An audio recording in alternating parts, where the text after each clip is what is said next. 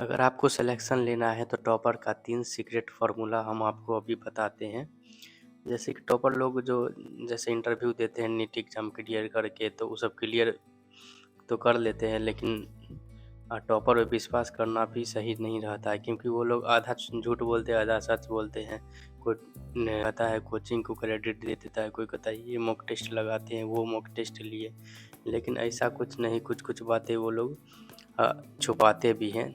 जैसे हम आपको बताएंगे 3 तरीका हम आपको अभी बताते हैं। मॉक टेस्ट क्यों नहीं देना चाहिए और क्यों देना चाहिए और कब देना चाहिए, सबके लिए अलग-अलग होता है। जैसे आप लोग मॉक टेस्ट देते होंगे तो नंबर आपको कम आता होगा, टेंशन हो जाता है, 400 पे ही अटक जाते होंगे और उससे आगे बढ़ ही नहीं रहेंगे। तो इसका तरीका क्या है, सॉल्यूशन आज हम इस वीडियो में हम देंगे। तो चलिए हम आपको पहला पॉइंट बताते हैं। पहला पॉइंट हम बताते हैं आपको कि जैसे मॉक टेस्ट का एक साइड इफ़ेक्ट होता है। तो मॉक टेस्ट का साइड इफ़ेक्ट क्या होता है, जैसे कि आप मॉक टेस्ट दे रहे हैं, आपको नंबर ही नहीं आ रहा है, 400 आ रहा है, कभी 450 आ रहा है, यहाँ तक कि कभी 500 भी चला गया, तो फिर उसके बाद ऐसे ही 400 500 ऐसे ही आता है, तो लेकिन इससे तो सिलेक्शन होने वाला नहीं है। तो ऐसा क्यों होता है? ऐसा इसलिए होता है, जैसे हम आपको ऐसा होने का कारण होता है कि आपको या तो थ्योरी क्लियर नहीं रहता है, या तो आप ठीक से रिवाइज नहीं कर पाते, या तो आपको सिलेबस कंप्लीट नहीं होगा। मेन रीज़न यही है, सिलेबस पूरा फुल कंप्लीट है, अगर आप फंस रहे हैं तो या तो रिवीजन नहीं कर रहे होंगे या तो कंसेप्ट क्लियर नहीं होगा, तभी ऐसा सिचुएशन आता है। यदि आपका दोनों क्लियर है, क्या कहता है, रिवीजन कंप्लीट हो गया, सिलेबस कंप्लीट हो गया और कॉन्सेप्ट भी क्लियर है, तो आपको हो सकता है तो नंबर अगर 500 भी आ रहा है तो अच्छा ही होता है, क्योंकि कोचिंग वाला अगर मॉक टेस्ट आप लोग देते होंगे, क्या है, इंस्टीट्यूशन तो अभी बहुत है, हम नाम क्या लें, जैसे देते होंगे तो उसका लेवल कभी कभी हाई करके देता है, जो कि रियल नीट एग्ज़ाम दीजिएगा तो उसमें भी आपको उतना लेवल हाई नहीं रहता है जो कोचिंग वाला दे देता है। 500 550 अगर आ रहा है तो सही रहता है, उस केस में हम सही मानेंगे। तो इसमें डरने का कोई नहीं ज़रूरत है। अगर 400 से कम नीचे आ रहा है, सिलेबस कंप्लीट है, तो ध्यान देने वाला बात है। आप लोग टेस्ट मॉक टेस्ट देते हैं तो नंबर क्यों कम आ रहा है, तो उसको एनालाइज किया जाता है।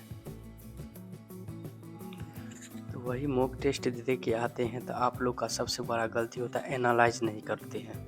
एनालाइज करना भी ज़रूरी रहता है। जैसे कि हम आपको बताते, जैसे कि 10 क्वेश्चन आप बनाए, 10 में से आपको 2 क्वेश्चन 3 क्वेश्चन अगर छूट गया, नहीं आ रहा है, तो उसको एक डायरी मेंटेन करें। उसमें आपने लिखे कौन सा क्वेश्चन छूटा हुआ, उस क्वेश्चन को फिर से देखा, जो बन गया उसको छूना नहीं, वो तो आपको पकड़ है, टॉपिक पे अच्छे से पकड़ है, तो उसको कुछ करना नहीं है। जो क्वेश्चन नहीं बना, 4 क्वेश्चन नहीं बना, उसको डायरी में एक मेंटेन करें, डायरी मेंटेन करें, उसमें नोट किया जाना चाहिए जो क्वेश्चन छूट गया है, कैसे बनना चाहिए।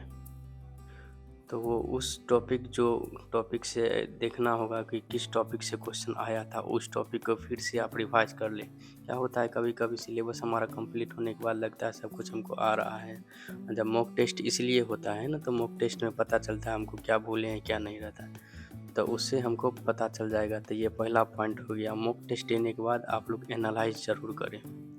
दूसरा हम बात करते हैं, दूसरा पॉइंट का क्या, मॉक टेस्ट देना चाहिए या नहीं देना चाहिए, देना चाहिए तो कब देना चाहिए। देखिए, मेरा मानना है कि मॉक टेस्ट देना चाहिए, लेकिन किसको देना चाहिए भी हम आपको बताते हैं। अगर आपका मान के चलिए पूरा होल सिलेबस कंप्लीट हो गया है तो आप फुल लेंथ मॉक टेस्ट दे सकते हैं, जो कि टॉपर लोग भी यही करता है, full length test mock test देता है। देने का फ़ायदा होता है क्योंकि आपका फुल सिलेबस कंप्लीट है, तो उसको रिवाइज के साथ साथ आप इवैल्यूएट भी तो करेंगे ना, हमारा कितना स्कोर बन रहा है, तो ये ज़रूरी हो जाता है। जैसे कौन हम जैसे टॉपर का तो होता है तो ये रिवाइज करते रहता है, मॉक टेस्ट भी देता है। अदर स्टूडेंट क्या करता है, सिलेबस कंप्लीट रिवीजन हो गया, मॉक टेस्ट अवॉइड करता है, या तो सोचता हमको तो सब चीज़ आता ही होगा, तो ये हो जाता है। मॉक टेस्ट देना, रेगुलर भी मॉक टेस्ट नहीं देना चाहिए। रेगुलर जो कि होता है, टाइम आपको ज़्यादा कंज्यूम करेगा। हो सकता है आप सप्ताह में 1 बार दें, रोज़ रोज़ मॉक टेस्ट देना नहीं चाहिए, ये टॉपर भी नहीं करता है। मॉक टेस्ट आपको सप्ताह में, अगर होल सिलेबस कंप्लीट है तब आप सप्ताह में एक बार मॉक टेस्ट, संडे या सैटरडे जब भी आप फ्री लगते हैं तो 3 घंटे का प्रॉपर 2 से 5 का टाइमिंग आप बना लें, जो कि नीट के टाइमिंग के लिए मैच होता है।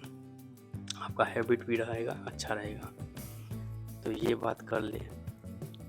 और तीसरा जो पॉइंट हम बताते हैं, मॉक टेस्ट किसको नहीं देना चाहिए, ये भी टॉपर नहीं बताते होंगे। चाहे जैसे कोई आम स्टूडेंट से पूछेगा जिसका सिलेक्शन हुआ है, और टॉपर नहीं, मतलब नीट में तो टॉपर या हो गया हो या नॉर्मल गवर्नमेंट कॉलेज मिल गया हुआ, रैंक अच्छा नहीं हुआ, कोई मतलब नहीं होता है, सेम डिग्री सबको मिलता है। एम्स दिल्ली नहीं मिला था, क्या हुआ? कोई अदर गवर्नमेंट मेडिकल कॉलेज मिल गया था, क्या वो टॉपर नहीं है? कि रैंक से डिसाइड नहीं करता आप कितना अच्छा डॉक्टर बनेंगे, ये तो वहाँ MBBS करने के दौरान ही पता चलता है। कोई डिग्री लेके भी छोड़ देता है, तो वो बात अलग है। हम बात करते हैं मॉक टेस्ट किसको देना चाहिए। जैसे मॉक टेस्ट अगर आपका सिलेबस कंप्लीट नहीं, इसमें बहुत सारे स्टूडेंट होंगे, 12th होंगे, 11th का स्टूडेंट होंगे, या तो ड्रॉपर भी होंगे, तो जिनका सिलेबस कंप्लीट है वो फुल लेंथ मॉक टेस्ट दें, वो बेटर रहेगा, और इवैल्यूएट करते रहें। हम मॉक टेस्ट किसको नहीं देना चाहिए, जैसे अभी क्या कहता है 11th-12th वाला स्टूडेंट होगा जो 12th का एग्ज़ाम अभी देगा, तो उसके लिए होता है कि क्या तो या तो अभी सिलेबस कंप्लीट नहीं होगा या तो हो गया होगा। अगर सिलेबस कंप्लीट नहीं हुआ होगा तो उसके लिए आप फुल लेंथ टेस्ट अभी मत दें। अगर सिलेबस अभी भी बहुत बचा हुआ, आपको मान के चलिए 70% सिलेबस हो गया, 30% भी बचा हुआ, तो क्या कहता है टॉपिक वाइज क्या 2-3 चैप्टर का मॉक टेस्ट दे, वो बेहतर रहेगा। जिनका सिलेबस अभी कंप्लीट नहीं है तो वो अपना मॉक टेस्ट से ज़्यादा, मतलब वो मॉक टेस्ट कम दे तो ही अच्छा, क्योंकि वो पहले सिलेबस कंप्लीट करे, अच्छे से रिवाइज करे, उसके बाद फुल लेंथ मॉक टेस्ट या तो चैप्टर वाइज होता है, वो पहले आप तो चैप्टर वाइज ही दे तो ही अच्छा रहेगा, क्योंकि आपको सिलेबस कंप्लीट नहीं है।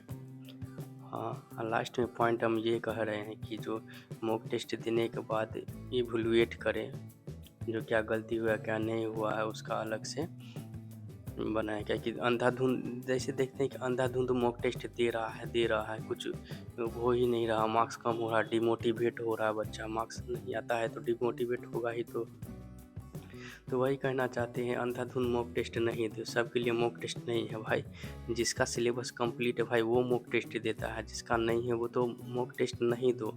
मॉक टेस्ट देने में क्या कहता है टाइम भी ज़्यादा कंज्यूम होता है, तो टाइम ज़्यादा कंज्यूम होने से अच्छा है पहले अपना सिलेबस कंप्लीट कर लो, रिवीजन कर लो अच्छे से, टॉपिक जो होता है थ्योरी वो कंप्लीट कर लो, उसके बाद मॉक टेस्ट देगा ना। जैसे हमको इलेक्ट्रिसिटी के बारे में पता ही नहीं है, चले गए मॉक टेस्ट देने, तो क्या फ़ायदा होगा। जनरल क्वेश्चन भी ऐसा यूनिट भी पूछ देगा तो हम नहीं बता पाएंगे, क्योंकि हम तो पढ़े ही नहीं हैं।